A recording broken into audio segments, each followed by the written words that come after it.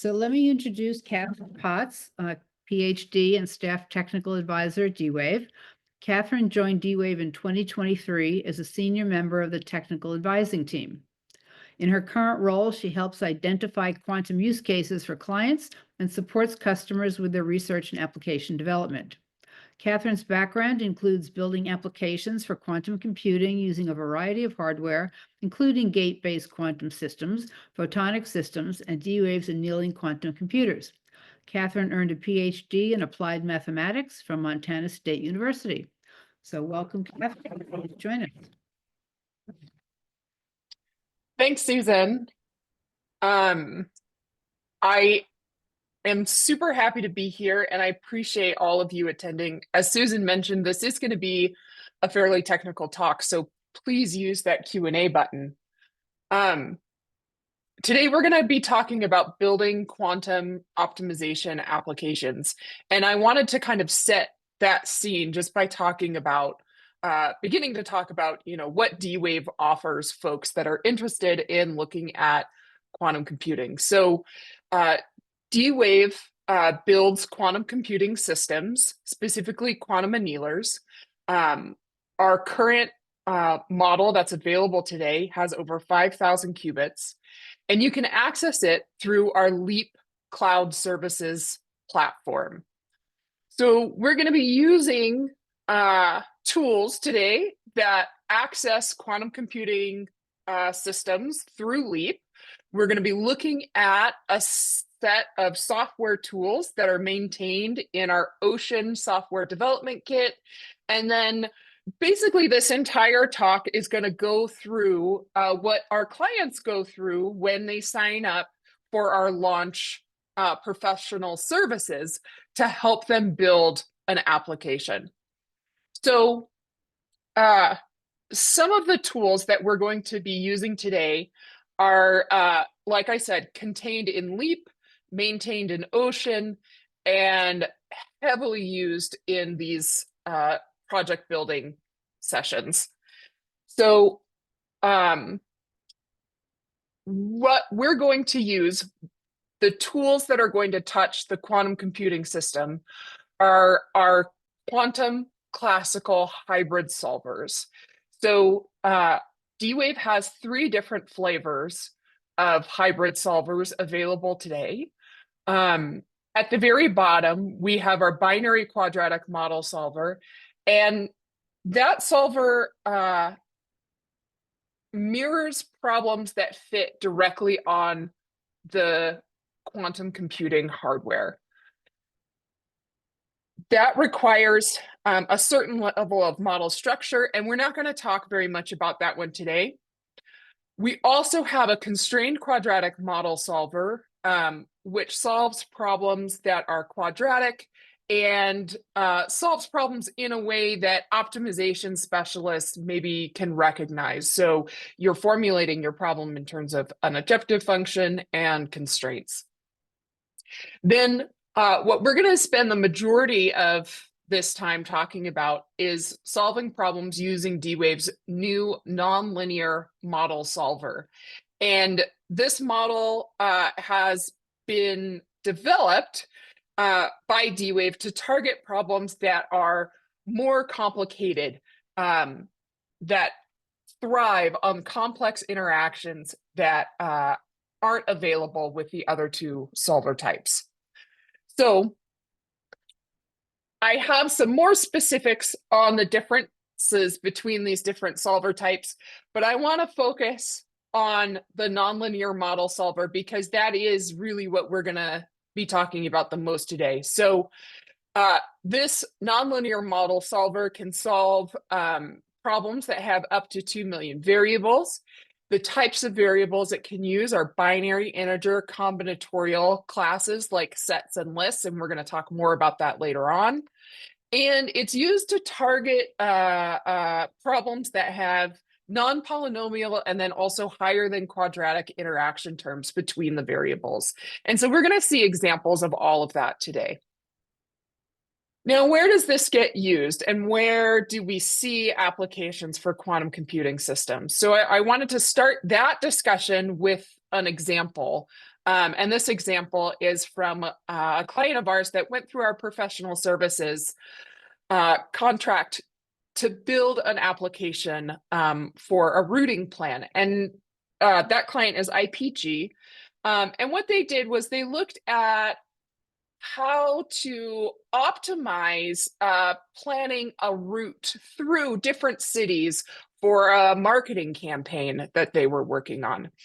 And at the beginning, they were doing this by hand. And so the planning process took days. Using the tools that we're going to talk about today and the steps that we're going to talk about today to build a quantum computing optimization application, they were able to take that process that took days in the beginning and reduce it down to 50 minutes.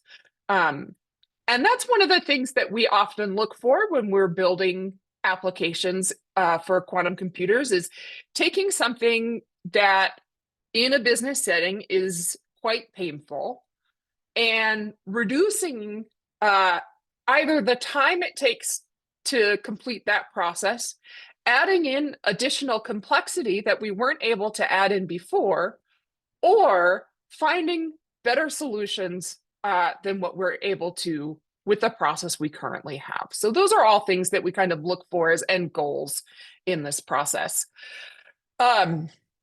But today we're going to talk about, again, developing quantum applications. And so I'm going to preface the rest of this talk using the steps that we're going to go through here. And this is kind of a 5-step process to developing applications. So first step, we go through what's called a problem discovery. And in this process, we'll look for problems that can benefit from incorporating D-Wave's technology, and also problems that are valuable to the business. In the problem description, once we've identified one of those problems, then we're going to take all of the pieces that we need to kind of think about solving for this problems, input parameters, etc., and we're going to write all those down. Then, from all of that data that we've collected about the problem itself, we'll develop an optimization problem in the problem formulation step. The next, once we have that formula, once we have thought about this optimization problem and the information that we need to use to solve it, then we'll do a software implementation. And so that'll use D-Wave's Ocean tools and the hybrid solvers to solve that problem. And then finally, we're going to test and iterate. So we're going to go through this process slightly again, increase the scale, look at how we can build even additional complexity into our formulation, and then assess performance. So those are kind of the 5 main steps that we're going to go through today on a specific example. And that example is a routing problem. So in this picture, you can see here, right in the center, this kind of red dot, that's going to represent a depot. And each of these other locations are representing delivery locations. And so what we're thinking about is we have multiple delivery locations from a single distribution center. That's our depot here. And we want to satisfy demand across all of these different locations while optimizing the amount of fuel that we're spending. So a current solution, maybe something similar to what we saw with IPG, would be if someone is at this depot and scheduling all of these deliveries by hand. Maybe that takes a few days. Maybe they have to do it in advance. But what happens when something happens? Like, for example, there's a road that goes down, a delivery location changes, etc. We want to be able to recalculate these schedules in a nice, efficient manner. If it takes us a significant amount of time to do that, it's going to be very difficult to adjust for those changes. And so that's one of the benefits of developing one of these quantum optimization problems, is that we can redraft the schedule. In IPG's case, we can redraft a schedule in 50 minutes instead of a series of days. Okay, so this is the main problem that we're going to tackle today. And we're going to start in problem discovery. And remember what I said about problem discovery. Here we are identifying problems that may see benefit from incorporating D-Wave's technology, that are valuable to the business that we're working for, and then also are slightly difficult to solve. So how do we find those problems? So when I work with clients that are interested in building applications, these are characteristics that I often look for in problems that they suggest. So one is that the decisions, the end decisions influence each other. So in our case, for this routing problem, the end decision is what truck is going to go to which location. And so if I choose a truck to go to one location, that means I'm not going to choose another truck to go to another location. So that, or to that location as well. So those decisions influence each other. Oftentimes we're looking for discrete decisions or choices. So that can be something like a yes, no type of decision. For quantum computing, we're looking for also problems that have too many possible solutions to try them all out one by one. So that could be something where the solution space is quite large, or we have a number of different choices to make. Then we also look for problems that have many rules that need to be satisfied. So we're looking at problems that are highly constrained, and we'll look at the constraints that are involved for some of these routing problems as well later on. And then finally, when I look for applications that may benefit from D-Wave's technology, I also look for problems where either there isn't a current solution or that solution performs poorly. And the reason why we look for those is because the techniques we use here at D-Wave are cutting edge and unique. So the more, well, I'll say the benefit and promise of quantum computing is that we can tackle those sorts of solutions, those sorts of problems in a way that we haven't seen before. So again, very exciting. And now let's look at where we've seen these sorts of problems pop up. And good problem candidates that we've seen over the past few years using D-Wave's technology can be kind of lumped into a couple of different categories. And so I've given these categories here with some examples. So resource allocation, like disaster response, production scheduling, that can be things like unloading cargo. It can be things like, building product in a manufacturing plant, et cetera. Workforce scheduling, so like building an employee shift plan. And then finally, one of the things that we're talking about today, resource routing. So this delivery application is an example of resource routing. Now, once we start kind of narrowing down the areas that we want to look at, then we start looking at a little bit more detail into the types of problems that we want to target. So often we're looking for something that can be formulated as an optimization problem. D-Wave's technology is very focused on solving optimization problems, and our hybrid solvers are built for that purpose. We're looking for problems that have a form of a permutation or a combination kind of at their core, and I'll talk more about what that means in the next slide. And then what we've seen over like successful projects are trends that point to problem types that are too difficult or too complex or have too many too many complicated relationships to be solved by standard classical optimization methods. And then also things that have a large search space with a high degree of freedom. In terms of like technical details, getting down into the problem itself, we're looking for problems that have quadratic or nonlinear interactions between variables. We are also looking for problems that can be vectorized so that we can take advantage of matrix operations that are built into the nonlinear solver.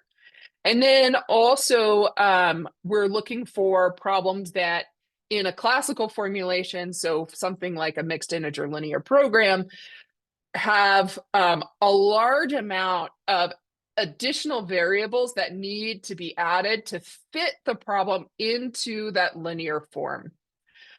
And we'll talk about that a bit later on as well.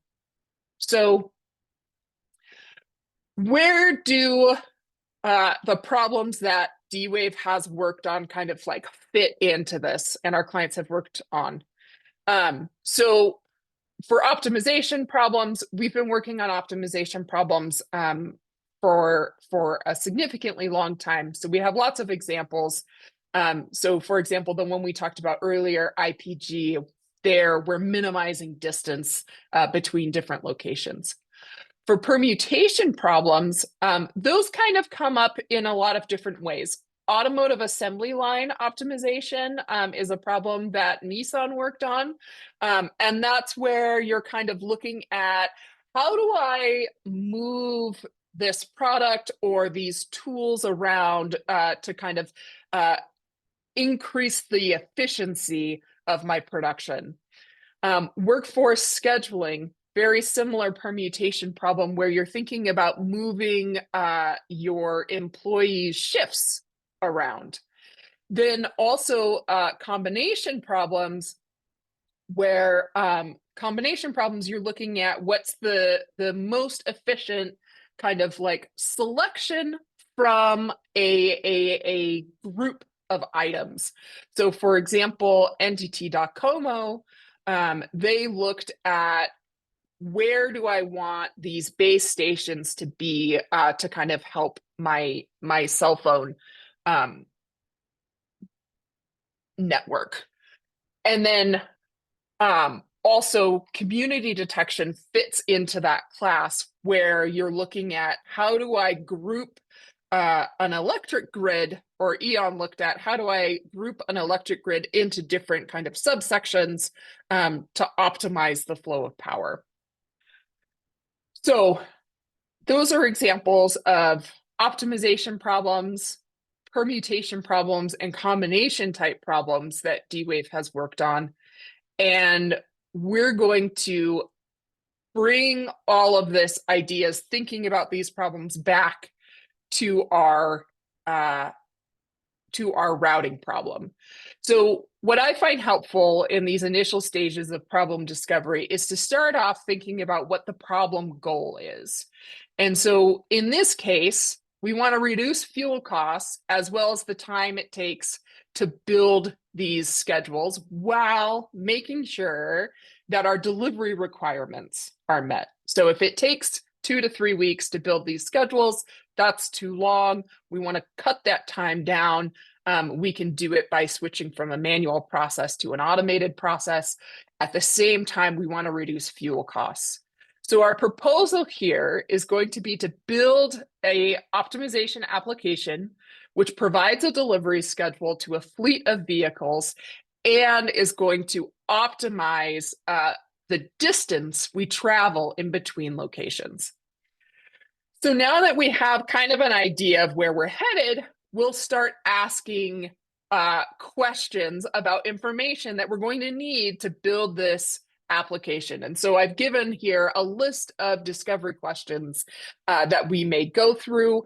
We're not going to go through these one by one, but these are sort of the questions you would ask, common sense type questions if you're thinking about the details of one of these applications. So for example, just picking out a couple. We might want to know how often the delivery locations change. We might need to know what information about those locations do we currently have. We might want to ask how much does this company save on deliveries if the total distance traveled was reduced by 5%. So that would give us an idea of how important is this problem to the business. Okay, so we go through those, we come up with answers to these questions, and then we're ready to kind of move to the next step, which is writing down a problem description. So here we want to think about what our inputs are supposed to be, what we want our output to be, any sort of parameters, decision variables, what the objective function should kind of say, what are constraints to the situation. And in this step, we just want to write all of these down in a word statement, and then we'll worry about the formulation in a later step. So thinking about the routing problem that we started with in terms of like goals and challenges is a good way to start. So for example, a goal here would be to create vehicle routes, and we have multiple vehicles in this case, vehicle routes to supply food, water, and other necessities to various locations. So the food, water, and other necessities, that's going to be the demand at the locations. We have locations so we know exactly where we're going to deliver to. That's all information that we need to complete this problem. And then the challenges to reaching this goal are going to be to cut down the total distance traveled. That's what I'm going to optimize. And then we want to make sure that if we're delivering goods, that we aren't putting too much on the truck so that the truck exceeds its carrying capacity. So we want to make sure that our route does a couple of things. It minimizes distance, but also we want to make sure that we're able to complete all of these deliveries with the tools that we have.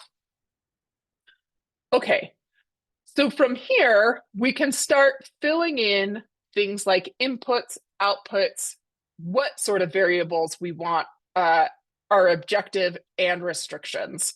So inputs is going to be the data that we need to represent an instance of this routing problem. And so for this example, we'll need to know delivery locations requirements, the number of available trucks, their carrying capacity, and we'll also need to know the location of the depot. Then for outputs, that's going to be the preferred presentation of a solution to this problem. And so in this case, it's going to be a delivery order for each truck, or like the route for each truck to complete its deliveries. Now, for decision variables, this is going to be the part of the problem where we're trying to assign a value in our optimization piece. And so in this example, what our decision variables are going to tell us is which truck should visit which location and in which order. So that is what we're going to change in the problem in order to optimize it. Now, the objective is the thing that we're going to consider to actually optimize. So in more formal language, this is going to be the goals that the process attempts to accomplish by minimizing or maximizing aspects of the problem. So for this example, we're going to minimize the total distance traveled by all of the trucks. And then finally, restrictions. So you'll hear those referred to as constraints, etc. And the restrictions correspond to like a couple of different things. They can be common sense rules on the situation, but in this sense, for right now, we want to pull out anything that has limited or no flexibility. And so, for example, we want to make sure we meet the carrying capacity of that truck so that we don't kind of overload any of the trucks, which means we'd have a difficult time performing the deliveries. And then also we want to make sure that each of the delivery locations that they're getting the goods that they need for their deliveries. Okay, so in the problem description, we consider all of these things. We write down a list like this, and then we're ready to start thinking about how we want to develop the optimization problem. Now, I said I would talk about optimization problems that have high numbers of constraints. For this multi-vehicle routing problem, you can formulate it as a mixed integer quadratic program, which minimizes the total distance traveled and requires a large number of constraints. So each of these 6 constraint classes would be something that you would need to build into that mixed integer quadratic program in order to make sure that you have a valid schedule. So things like you can only visit a location once by a single vehicle. Each vehicle should only visit a single location or a location at most once, so they shouldn't go backwards, so on and so forth. When we're talking about large versions of this problem, this builds quite a large list of constraints. Now, the nonlinear model that D-Wave has selected is really nice in that a lot of these constraints, and in fact, this many of those constraints can be eliminated just by using tools that are built into that nonlinear solver. And so we're going to talk about what those tools are. We still have to account for the capacity of the trucks. And so we'll see that in the code when we start looking at building the full problem. So I want to spend a little bit of time talking about the nonlinear solver.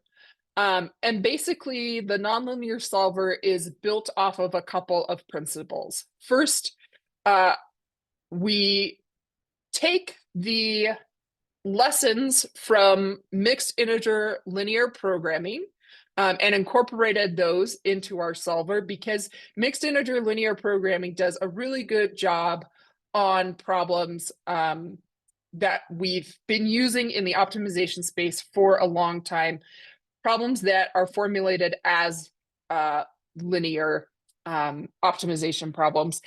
And we've taken those lessons and we've incorporated quantum optimization. So this is where our solver sends problems directly to the hardware. And the combination of those two with this third pillar, which is constraint programming, all of these three things together make a very powerful tool that do things like I just said, reduce constraints for these model classes. Now, how does that happen, and what are the characteristics of this solver? Because again, this is new. These things are a little bit unique, even to folks in the operations research space. So let me go through them. First off, the general model, what these models look like, and we're going to see examples, is they look like a graph structure where we kind of build bottom up. And this allows us to encode non-polynomial interactions and then higher than linear polynomial interactions. And we've built the model in such a way that we can incorporate matrix operations natively, which really helps in terms of like the problem efficiency.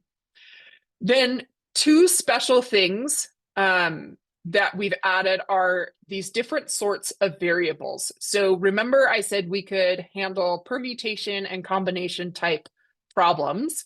Well, these two variable classes allow us to do that. So we have a set variable, which represents all possible subsets of a group of items. So if we use a set variable, so if I say my variable y is going to be equal to a set of 3, possible return values are down here. So all possible subsets, even an empty subset, could be my response from the optimization engine. We also have list variables, which represent all possible orderings of a group of items. So for example, if I set my list variable y equals list 3, then all possible return values are some sort of reordering of those 3 values, 0, 1, 2. Okay, so the standard list is here, and then we have all the different reorderings of those. Now, these represent the permutation and combination type problems that we can build with this nonlinear solver. And in our example, we're going to use a list variable to represent the different ways a truck can route through these locations. So our permutation is going to be the routes here. So in order to kind of build a nonlinear model, we're going to start by looking at, instead of multiple vehicles, we're going to look at a single vehicle routing problem. We're going to build up. So in the simplified version, we're just focused on the variables which define what location each truck the truck visits and in which order. And then we're going to minimize the distance traveled between stops and then also returning to the origin. So for our variables, we'll use a list variable, which is going to be a permutation of all the locations. And then for our objective, we're going to take that list variable and equate it with the distance it takes to travel from one location to another. And when we do that, using a graph structure, we can build a nonlinear model that looks like this. So a couple of things. Remember, our list variable is going to determine locations. So that's going to be defined right down here. So x is a list variable. And when we think about x at I,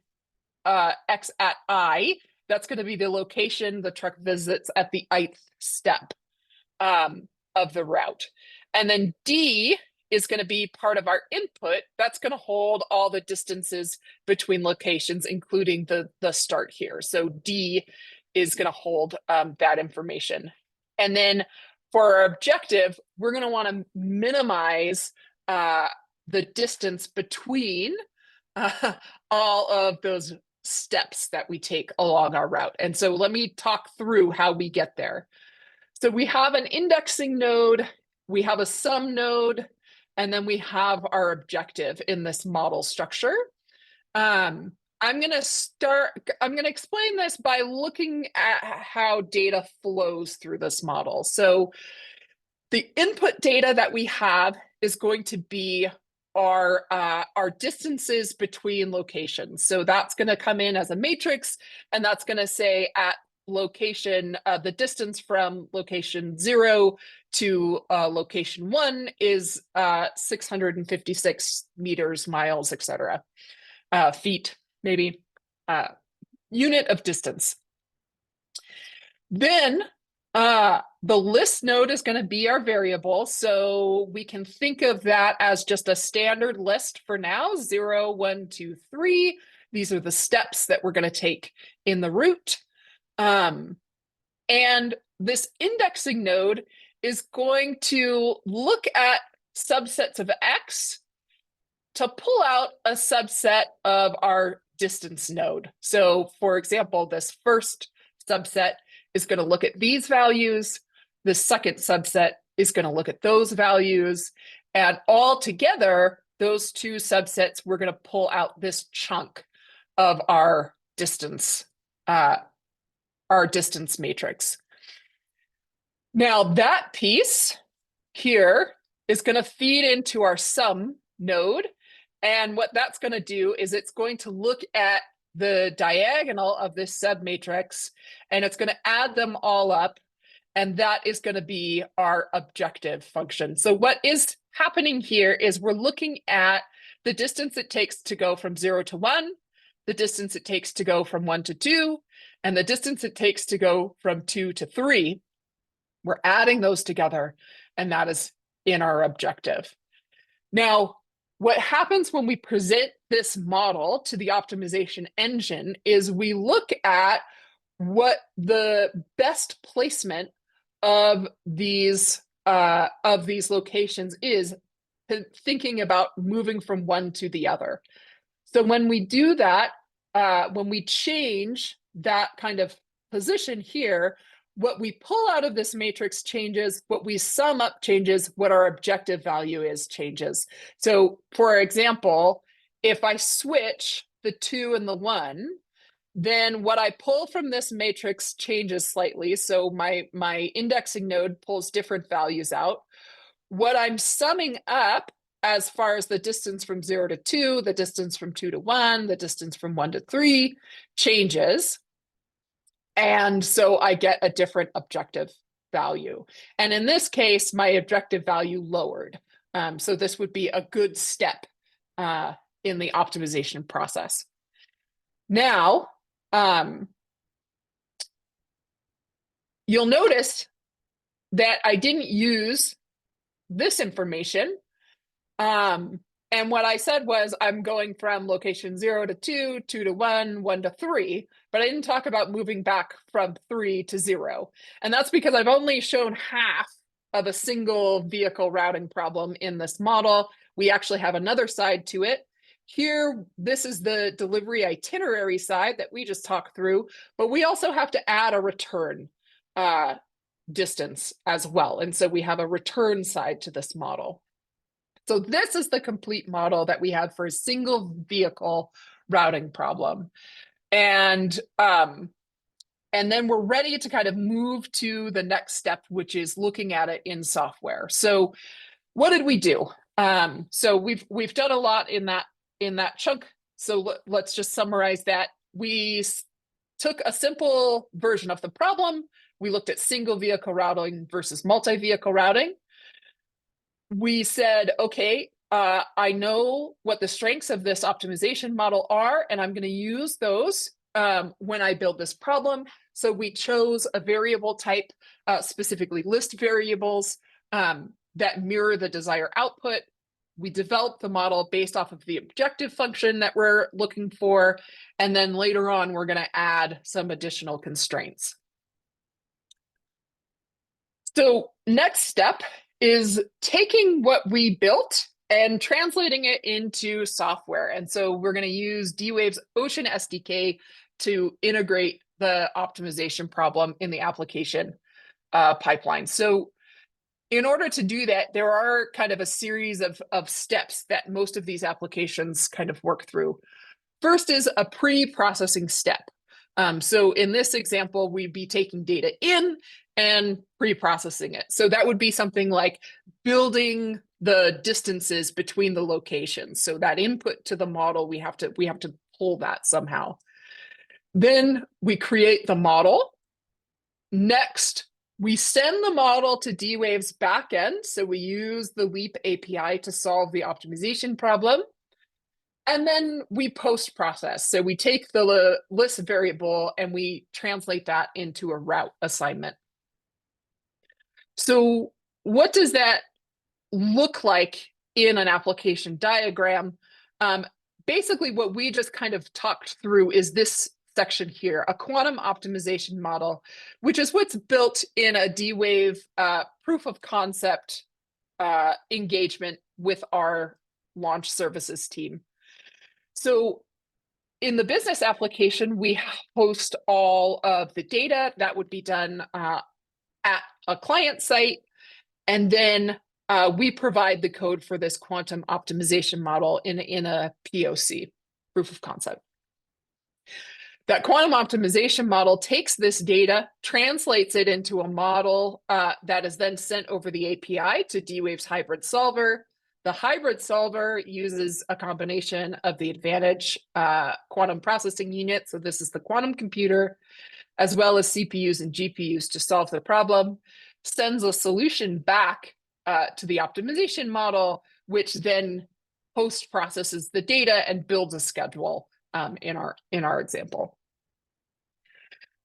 The Ocean toolkit has a few layers to it, so I want to kind of go through that because we'll see it in the code that we're going to look at in a second. So at the very base layer, the Ocean toolkit is used to access the compute resources, the QPUs and GPUs that D-Wave hosts. On top of it, we have mapping methods, and we'll see a problem generator in a second, that take the problem, translate it into a version that's accepted for our different solvers, and then sends that to, then we have sampler modules that send the problem to our compute resources. And then on top of that, we have application examples. So for example, what we'll see a little bit later on is a multi-vehicle routing example, which is going to take advantage of a problem generator, which is then going to build a nonlinear model and send it to the nonlinear hybrid sampler, which is going to use the QPUs and GPUs to solve the problem. Okay, let's look at what a single vehicle routing problem looks like in code. So let's look at what that model looks like in some code now. So here I've built our distance matrix. I've done the step where I set up the model, and I'm using D-Wave's optimization model here. This is going to represent a model for the nonlinear sampler. I'm adding the distances as a constant node, and here's my list variable. Then I'm taking two steps. So I'm using a permutation, I'm sorry, an indexing slice to pull out my itinerary, and also an indexing slice to pull out the return to origin based off of the list variable values. Then I calculate travel distance using a sum, and I set that to be my objective for this model. Then I can send the model to a sampler. So I'm using this call to sample the model, and I can post-process. In this case, I'm just going to print some results. So I'll just run this Python single vehicle.py. And so we're going to go through all of those steps, calculating the distances, well, building the distances into the model, putting the itinerary together, again, sending that model over to the sampler, and then we get our results back. And so this is the results that we got back, 0, 2, 1, 3. Actually, that matched the example that I showed. And then the total distance of 644. So if you've been keeping track, this distance is different from the distance I had at the top of the model. And that's because we have to add this return to origin piece, which I didn't have in that value. Okay, so we have about 30 lines of code here that kind of take this all together. And I promised I would talk about some model generators. So D-Wave actually has, in this optimization package, a series of generators, and we have one for a traveling salesperson problem. That generator does all of the model steps that I just talked through. So it does taking the distances, building the itinerary, and so on, and returns a nonlinear model, which then we can sample just like before and process the results. So we'll do the same thing.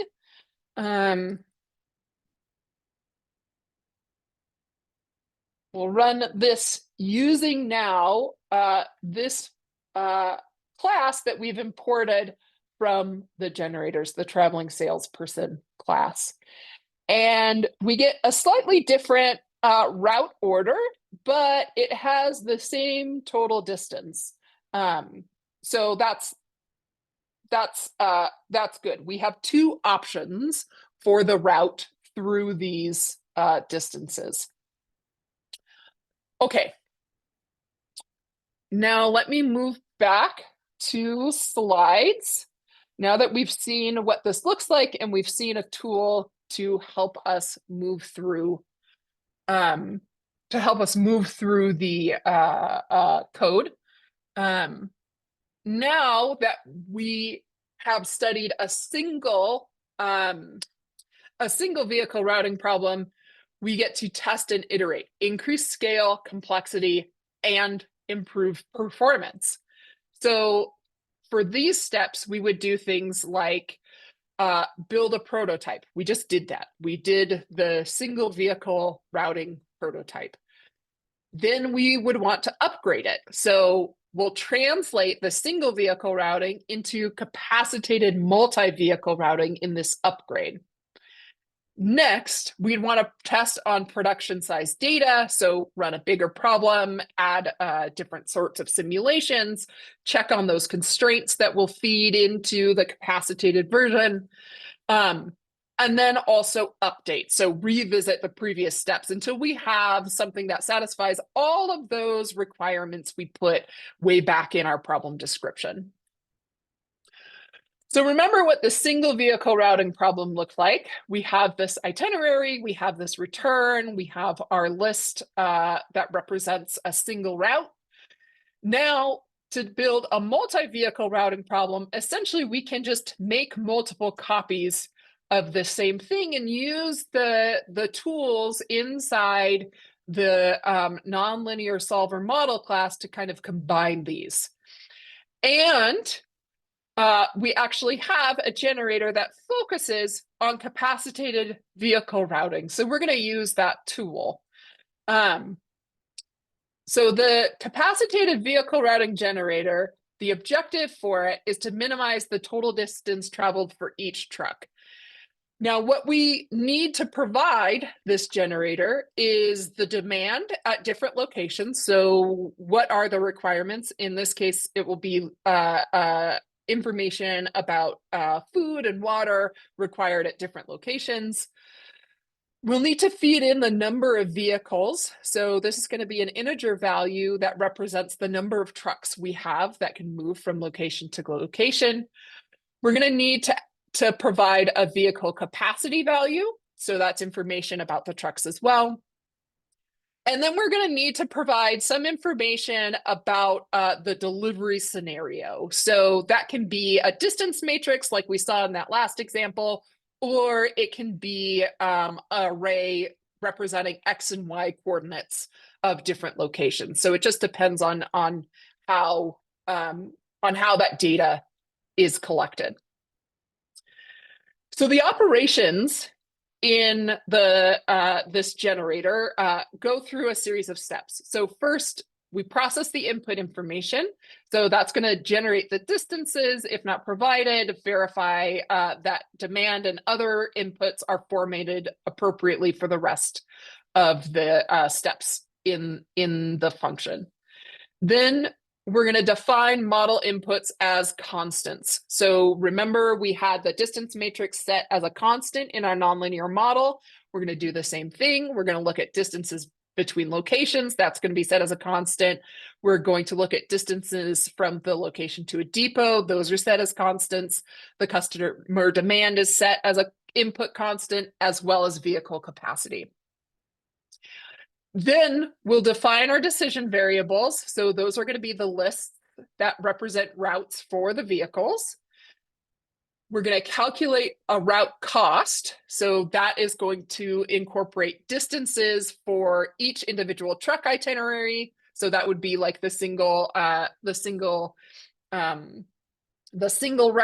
for a single truck, and then also distances for returning the depot. And we're going to add all of those together in the end when we add our objective. Now, this is something we haven't seen before in the code. We're also going to add constraints. So we're going to add a capacity constraint per vehicle based on demand at the individual locations. this is what this generator does, and then it returns a nonlinear model object. So I have a chunk of the code that actually does that last part of the model and the part that I was mentioning, add a constraint. So the constraint depends on the demand in this situation. So we're going to look at the demand along a specific route. We're going to add up the demand along that route, and we're going to verify that it's less than the capacity, and that gets added as a constraint. So here we're calculating the route costs using, again, some indexing values. And then we're going to add up all those route costs. That's going to be our objective in the model, and that's what gets returned. So that's the basic idea behind a capacitated vehicle routing application that uses this generator. But then the next question becomes, what else do we need to do to have a fully functional application? And that would be another question that we would answer during this sort of test and iterate step. So we would look at doing things like processing location data. We would look at how the individual locations are going to tell us what their demands are. So that information has to be taken into the program in some way. We're also going to, like, an additional consideration would be something like formatting the optimized schedule. And so these would be things that we would need to incorporate into the model once it's tested and iterated enough so that it's ready to be used on a weekly, daily, etc. basis. Other things that we may need to consider to satisfy the business concerns for this application would be things like delivery time windows. We may have trucks that have different specialties. So for example, we may have a truck that has refrigeration and some trucks that don't. We need to incorporate that into the model. We may have, instead of a single depot, we may have multiple depots covering delivery areas. So we'd have to decide based off of location, what depot is going to deliver to which location, etc. And then we may also have things like drive time limits. So for example, we may have to consider the case where we build a route where it's not possible to complete the delivery within 8 hours, etc. So those are additional things that we may think about as we're building this application.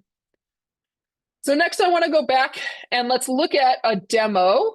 So I'm going to look at a more finished version of a capacitated vehicle routing problem. And so we'll play around with this demo. So this is one of D-Wave's code examples. And so we have kind of a lot built into this README file that represents all of this details on this repo. By the way, this example is open source, so if you want to take a peek at it, we can send a link to it. Inside the solver piece, there's a file called CVRP for capacitated vehicle routing problem. And this is where the code is held to generate the nonlinear model. So to go through those steps that I kind of talked about, where we're pulling in data from the UI to take the demand and the delivery locations, etc.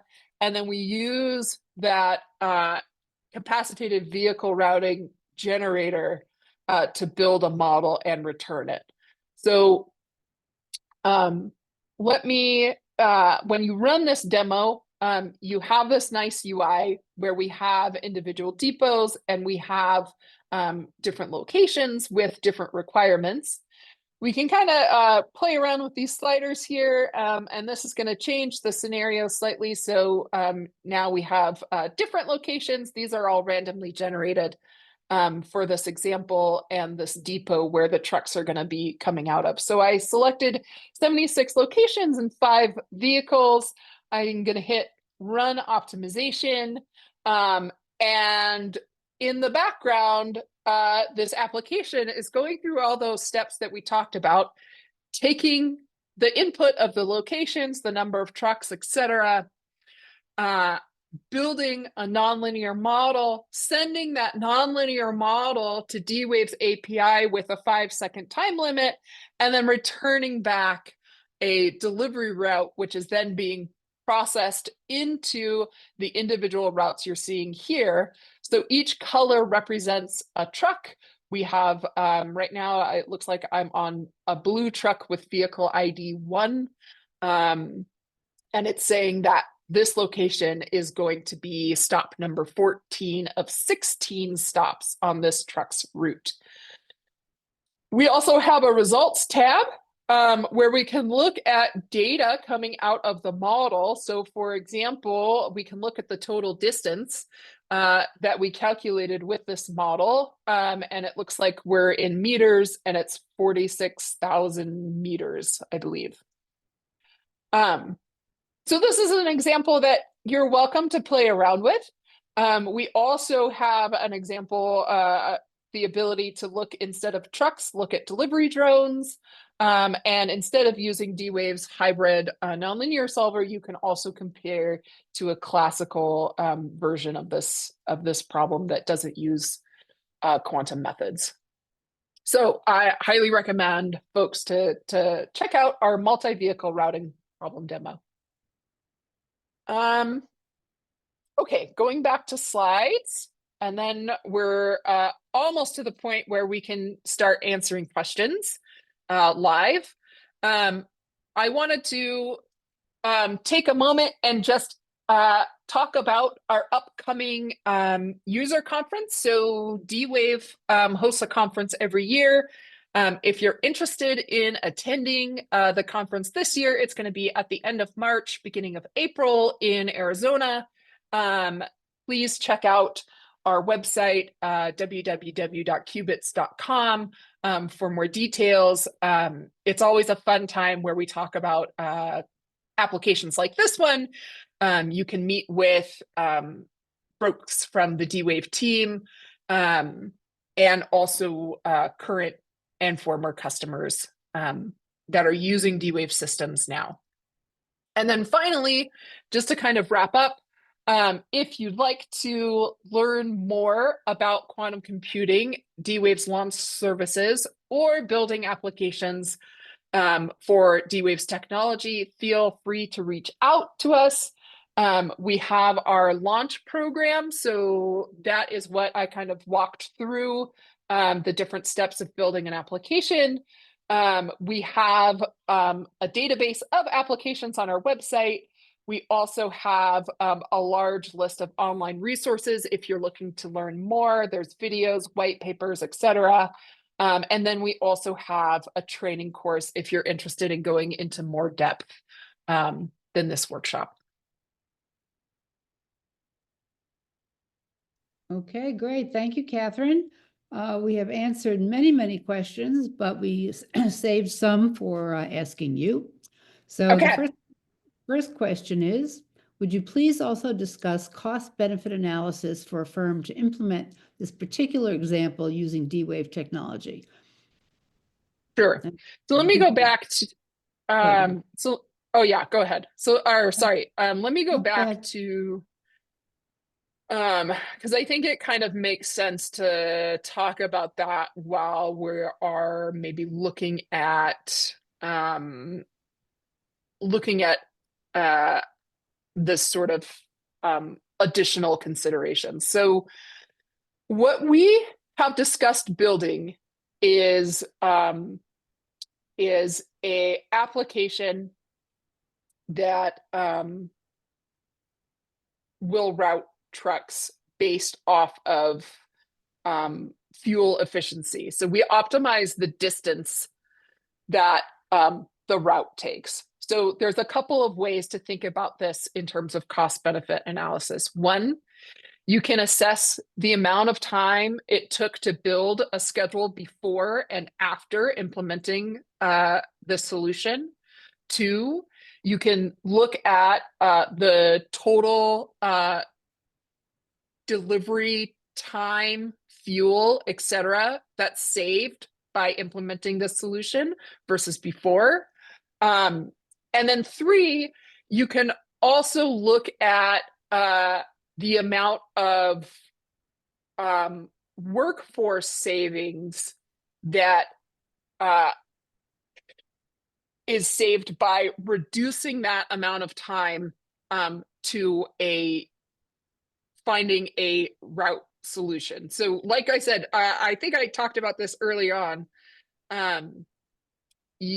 If this is a very manual solution that takes a significant amount of time, it's not easy to adjust later on as well. If you have situations where you need to adjust a solution like this, where you need to adjust routes on the fly or the day before deliveries are supposed to be sent out, that takes someone a significant amount of time to make those adjustments on the fly. That information isn't always well tracked, but in a cost benefit analysis, that's another factor that you can build in. Okay, thank you. And I put in the chat a link to information about this particular case done by IPG, and you can see kind of what their considerations were and what some of the results were as well. So take a look at that. Next question, what is the big O of that example in classical? Does it make sense to compare that to a complexity with ocean? So that's a good question. So let me just talk about a standard traveling salesperson problem versus a multi-vehicle routing problem. So you can look up on Wikipedia the difference, the big O values for those things. What we focus on here at D-Wave is we want to build as much complexity into the models that we can to build to force these problems away from I'll say an academic version of the problem and into a real world live scenario, which is why I have these different formulation considerations put on the screen here. And these are things we would consider when we're building out an application. And the reason why I bring this up is because there are many different ways to solve a traveling salesperson problem. It's a very well-studied problem. And I brought it up in this talk, not to say this is the best way to solve a traveling salesperson problem, but to say this is an easy way to think about starting this problem and layering in that complexity where we start to take advantage of what D-Wave has built into our nonlinear solver. And so when we look at problems with clients, if they bring something like a traveling salesperson problem, which can be solved quite efficiently with classical methods, we say, let's talk about something that's giving you real trouble, because we can solve this classically in a nice, efficient manner. Let's layer in more complexity. Let's take this to the point where classical methods on their own are no longer efficient. Okay, thank you. We had a couple of forms of this question, but how does D-Wave's quantum annealer handle optimization problems differently from gate-based quantum computers?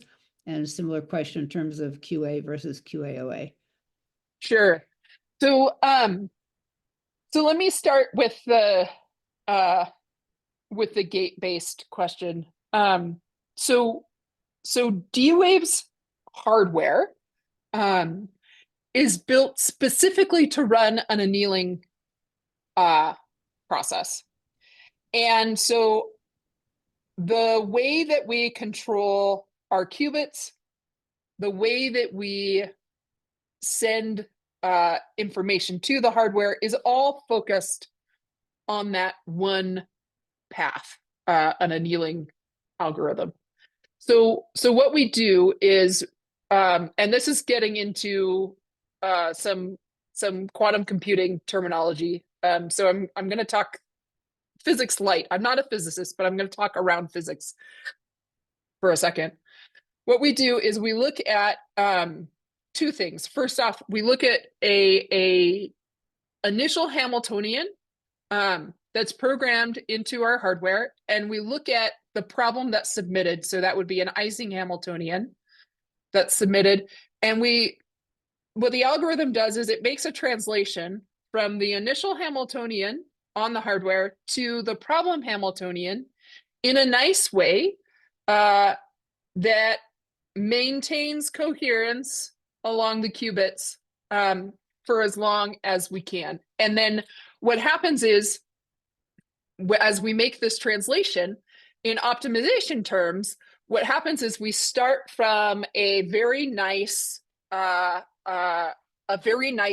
optimization landscape, and we build in complexity to that landscape, making the problem resemble the problem that we really want to solve.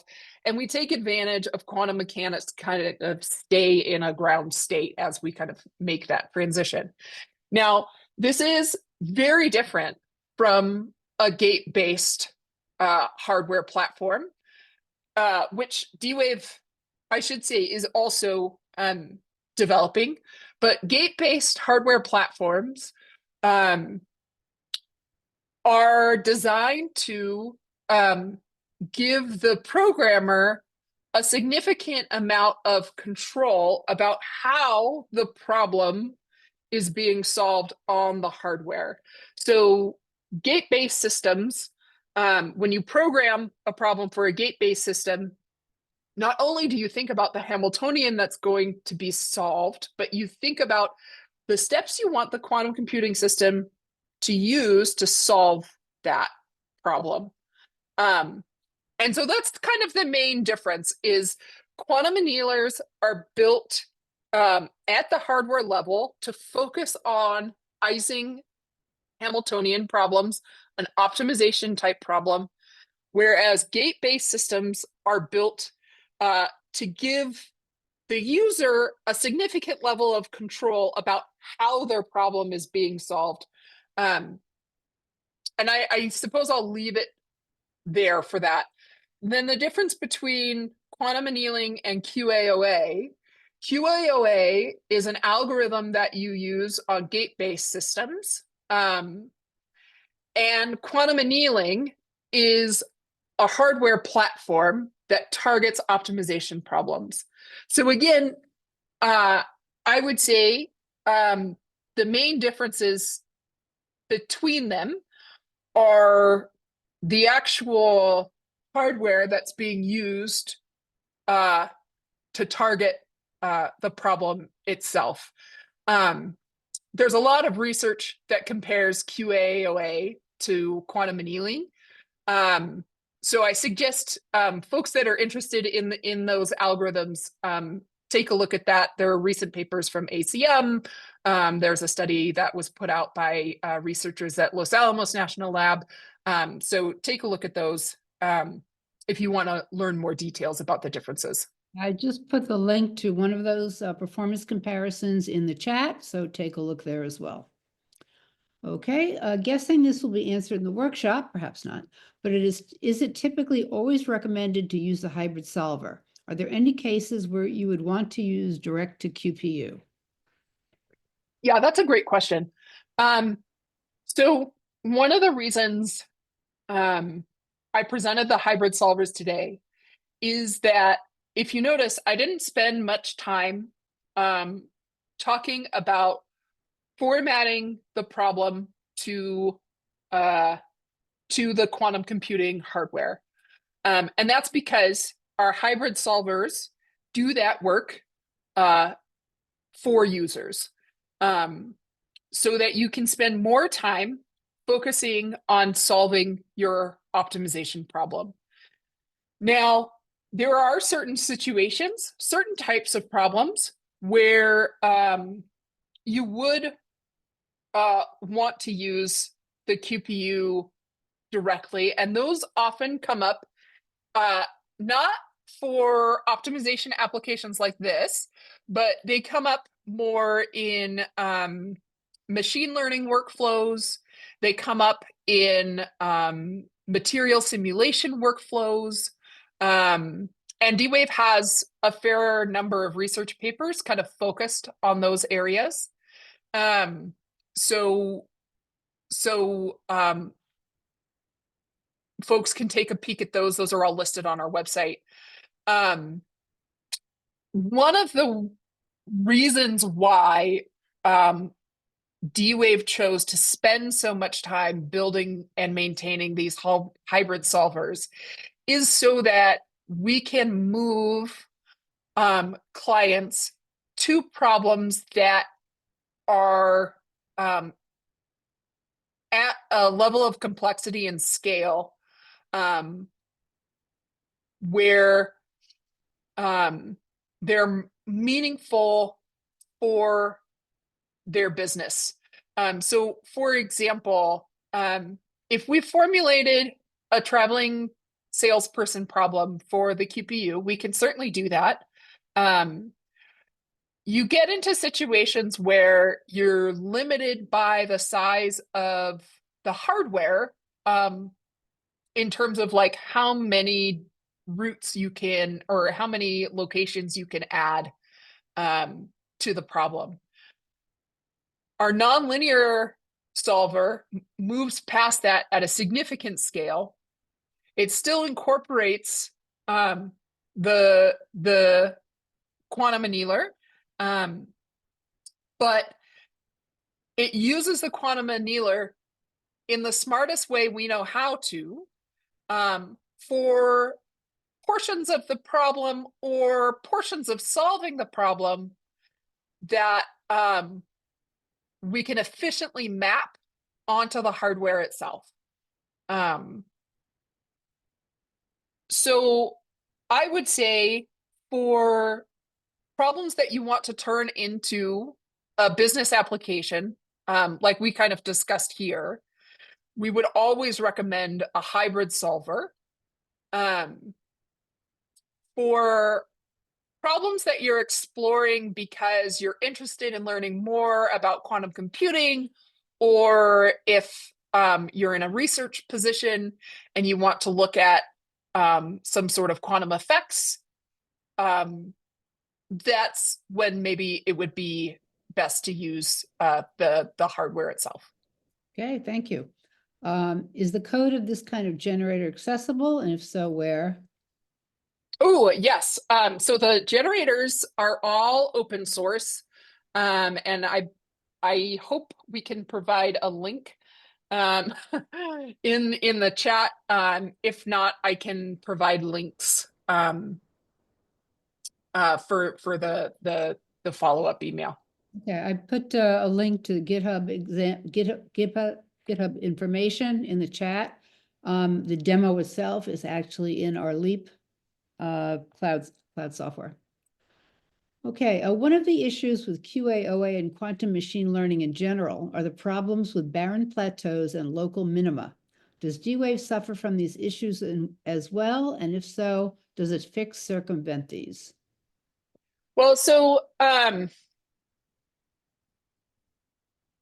annealing, again, this is talking about how problems are solved on the hardware. And quantum annealing, again, moves from an initial Hamiltonian, and I like to think of it as like a very nice problem landscape. So a problem landscape that you can think of as easy to solve, into the Ising Hamiltonian that's presented. And so the complexity of the landscape as the landscape changes in the hardware is going to depend on the problem that is submitted to the hardware itself. So, for example, the problems that do very well on our hardware are ones that take advantage of the connections that are built into the hardware between the qubits. So in optimization language, I'm looking for like dual interaction terms in the optimization function in the objective function. So, and what that means is in the hardware itself, we're looking at, again, a simple problem into a problem that is like multi-layered, I guess. One that where if you move in one direction, you're going to have a change in another direction. And so in terms of a barren plateau, that's not something that we see. And typically that refers to changes in the tuning of the parameters of your machine learning pipeline, which is inherent in QAOA and quantum machine learning. So slightly different here, and not something we see in the quantum annealer. Okay. Are there issues with accessing QPU runtime? Are there guarantees of max wait times? So that's a very interesting question. So D-Wave, let me answer it this way. D-Wave has 3 QPUs up in our cloud service. So 3 QPUs you can send problems to. We have, I believe, greater than 99% uptime. So the majority of the time, overwhelming majority of the time, there is a QPU up and available to send problems to. And moreover,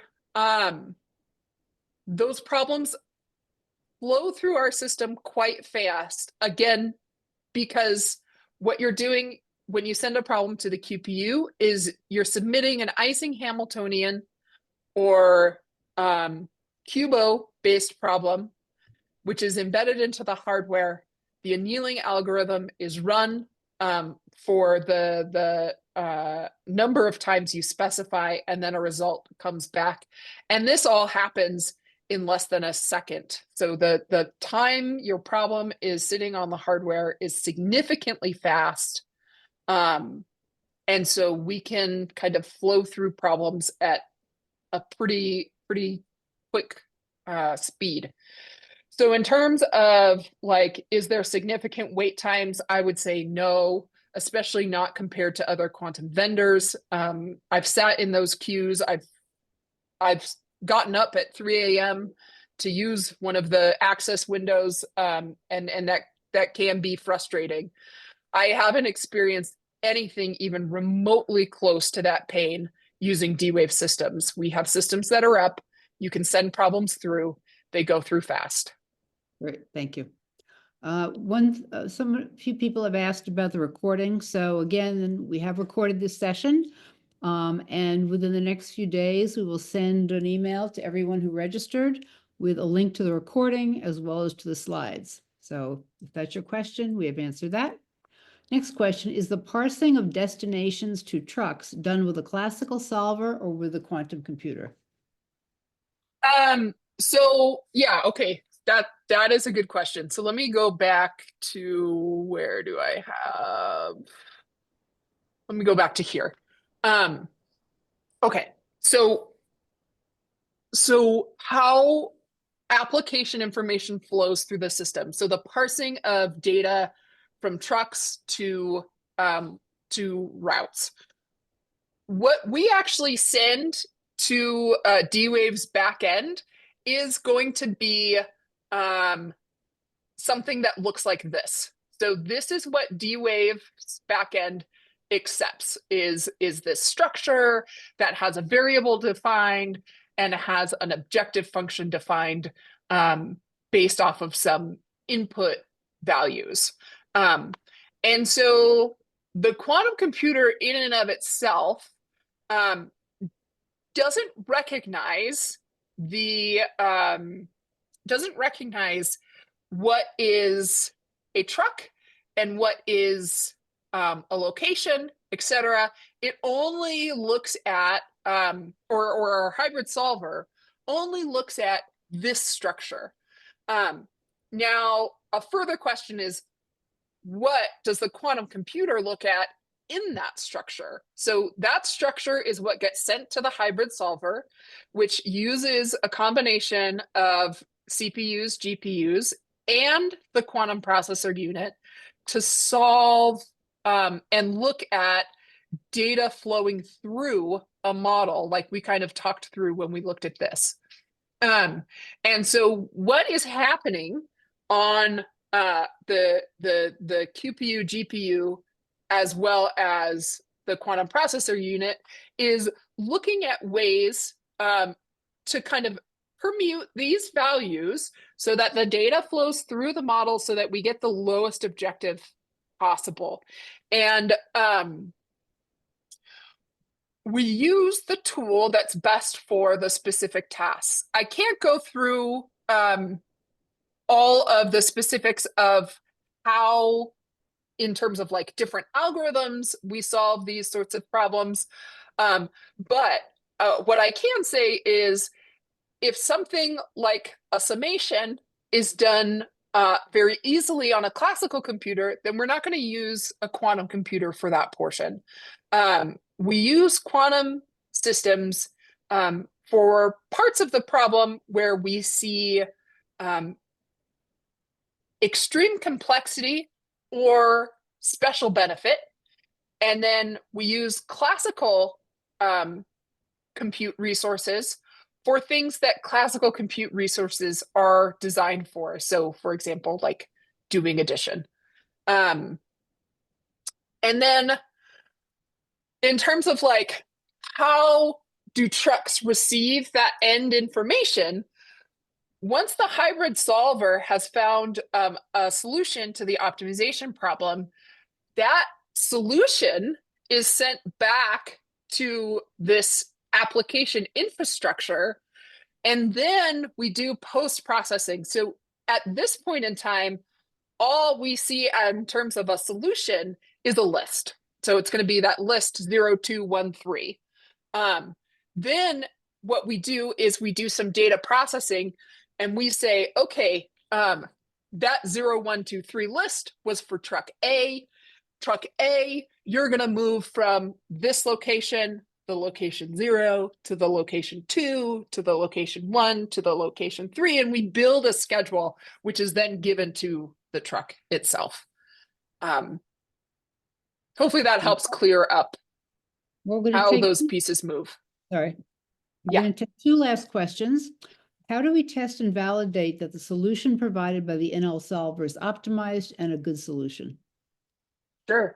There's lots of ways to do that. You can compare against a different optimization engine.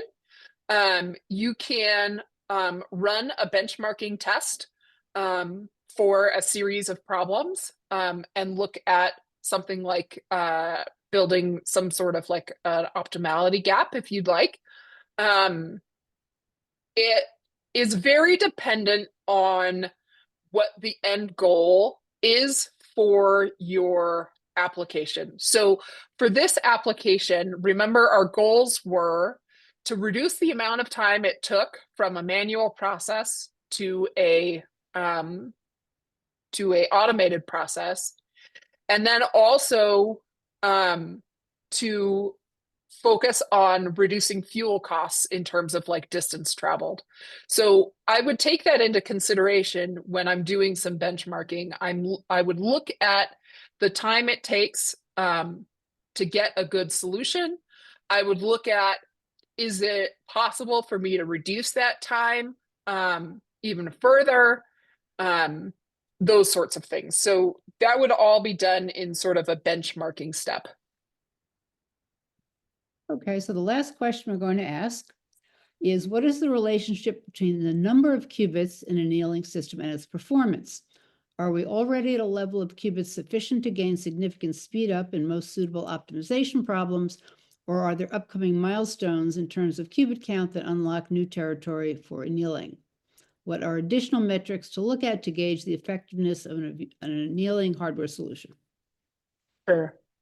So I'll preface my answer because we just kind of talked about benchmarking the nonlinear solver. And my answer for how many qubits is enough qubits is going to be slightly related to that, but I want to make a clear line that benchmarking a business application and thinking about where do I get benefit from a quantum hardware system are two very different questions. So for looking at a quantum hardware system and thinking about what sort of problems we can map to it, there are two things to consider. One, like you said, is the number of qubits. D-Wave's current processor has 5,000 qubits, but another thing to consider is how those qubits are connected to each other. And so when you talk to quantum hardware vendors about product upgrades, changes, there are often ways that they describe their processors in terms of those two measures. And so D-Wave's current system has qubits connected in such a way that allows problems of a certain size to be mapped to the processor. So for 5,000 qubits, if you have a problem where every single variable is connected to every other single variable, the rough size that you can put on the chip is around 170 or so variables. When you change the amount of connections between qubits for the same size chip, that number goes up. When you change the number of qubits on an individual chip, that number goes up. So there's lots of different ways to kind of describe this. And what I would say in terms of like building applications that you can use in a business today is I would avoid that question by using a hybrid solver. And the quantum computing community in and of itself has recognized that for useful applications, there will always be some sort of a hybrid workflow required, combining classical and quantum compute resources, especially in the case of optimization problems, which is what we've gone through today. Okay, and with that, we're going to wrap up. I wanted to reiterate again that we would love to see you all in Scottsdale at our Qubits conference. But if you can't come to Scottsdale, the first day will be streamed online. So if you go to qubits.com, you'll see the link to the registration, and you can register and you can hear all of the day one talks. So thank you so much, Catherine. We had a lot of people saying it was an awesome job, and I will reiterate, it was an awesome job. We appreciate so much everyone's attendance, and we will again send out information with a link to the recording and to the slides. So thanks very much, everybody, and have a great day.